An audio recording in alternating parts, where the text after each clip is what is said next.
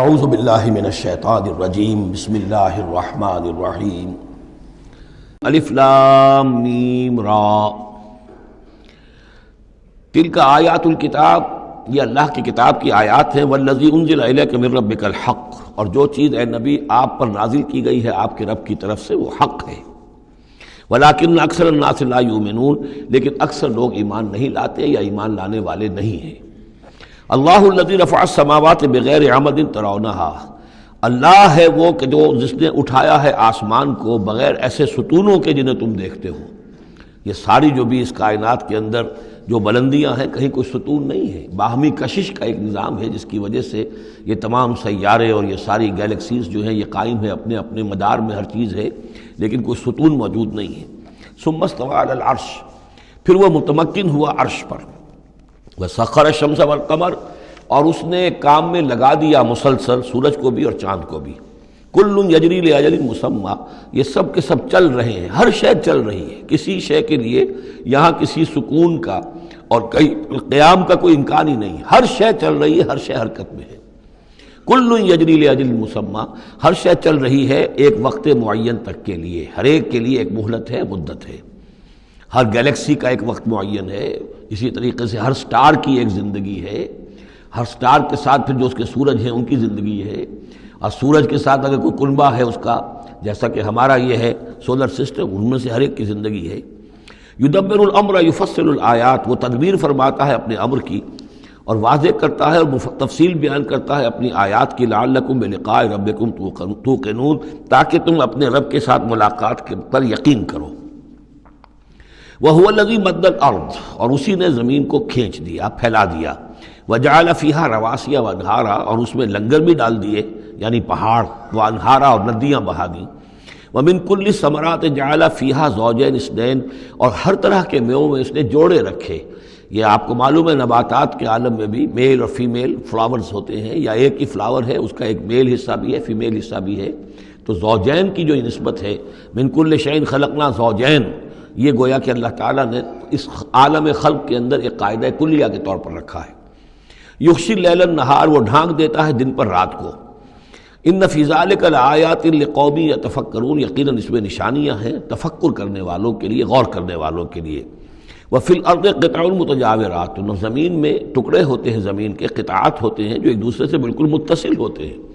وجنات، اور باغات ہوتے ہیں، من عناب، انگور کے، وزرع، اور کھیتیاں ہوتی ہیں، ونخیل، اور کھجور کے درخت ہوتے ہیں، سنوان وغیر سنوان، کھجور کے درخت ایسے بھی ہوتے ہیں کہ دو تنے ایک ہی جڑ سے نکل رہے ہوں، اور ایسا بھی ہوتا ہے کہ ہر تنے کی اپنی جڑ ہو۔ یسقا بماء واحد، پھر انہیں ایک ہی پانی سے سیراب کیا جا رہا ہے۔ وَنُفَضِّلُ بَعْضَهَا عَلَى بَعْضٍ فِي الْأُكْلِ، اس کے باوجود ہم میں سے کسی کو کسی پر ذائقے میں، فصل میں تفصیل دے دیتے ہیں۔ ایک ہی جڑ سے دو کھجور کے درخت، ایک ہی پانی دیا جا رہا ہے، لیکن ایک درخت جو ہے اس کا پھل جو ہے کسی اور ذائقے کا، دوسرا کسی اور ذائقے کا ہے۔ ایک ہی زمین ہے، ایک ہی قطعہ ہے، اسی میں ہے، لیکن ذائقوں کا فرق ہے۔ ان فی ذلک لآیات لقوم یعقلون، اب یہاں آپ دیکھیں گے وہی انداز ہے، التذکیر بآلاء اللہ، اللہ کی نعمتیں، اللہ کی خلاقی، اللہ کی قدرت، اس کی نشانیاں۔ وَإِن تَعْجَبْ فَعْجَبٌ قَوْلُهُمْ، اگر تمہیں تعجب کرنا ہی ہے تو قابل تعجب ہے ان کا قول، أَإِذَا كُنَّا تُرَابًا أَإِنَّا لَفِي خَلْقٍ جَدِيدٍ، کہ جب ہم مر کر مٹی ہو جائیں گے تو کیا ہمیں دوبارہ اٹھا لیا جائے گا؟ یعنی اللہ کے لیے دوبارہ تمہیں پیدا کر دینا کوئی قابل تعجب بات نہیں، جس نے یہ ساری کائنات پہلے بنا دی، ہر شے کی جو ہے اس نے تخلیق فرمائی ہے، تو اس کے لیے کہاں، اس کے لیے یہ تعجب کرنا کہ وہ دوبارہ کیسے کر دے گا، یہ قابل تعجب ہے۔ فَإِن تَعْجَبْ فَعْجَبٌ قَوْلُهُمْ أَإِذَا كُنَّا تُرَابًا أَإِنَّا لَفِي خَلْقٍ جَدِيدٍ أُولَٰئِكَ الَّذِينَ كَفَرُوا بِرَبِّهِمْ، اصل میں یہ وہ لوگ ہیں جنہوں نے اپنے رب کا انکار کیا، رب کی قدرت کا انکار کر رہے ہیں، آخرت کا انکار کر رہے ہیں۔ کیسے ہو سکتا ہے؟ کیا مطلب ہے کہ اللہ نہیں کر سکتا؟ تو اللہ کے علی کل شیء قدیر ہونے کا انکار ہے۔ أُولَٰئِكَ الَّذِينَ كَفَرُوا بِرَبِّهِمْ وَأُولَٰئِكَ الْأَغْلَالُ فِي أَعْنَاقِهِمْ، اور یہی وہ لوگ ہیں کہ جن کے گردنوں میں طوق پڑے ہوئے ہیں، وَأُولَٰئِكَ أَصْحَابُ النَّارِ، اور یہ جہنمی ہیں، ہم فیہا خالدون، اس میں ہمیشہ ہمیشہ رہیں گے۔ وَيَسْتَعْجِلُونَكَ بِالسَّيِّئَةِ قَبْلَ الْحَسَنَةِ، اور یہ جلدی مچا رہے ہیں آپ سے برائی کی بھلائی سے پہلے۔ وہ جو کہتے تھے بڑی ہی جسارت کے ساتھ، ڈھٹائی کے ساتھ، لے آئیے عذاب، لے آئیے عذاب، تو برائی مانگ رہے ہیں۔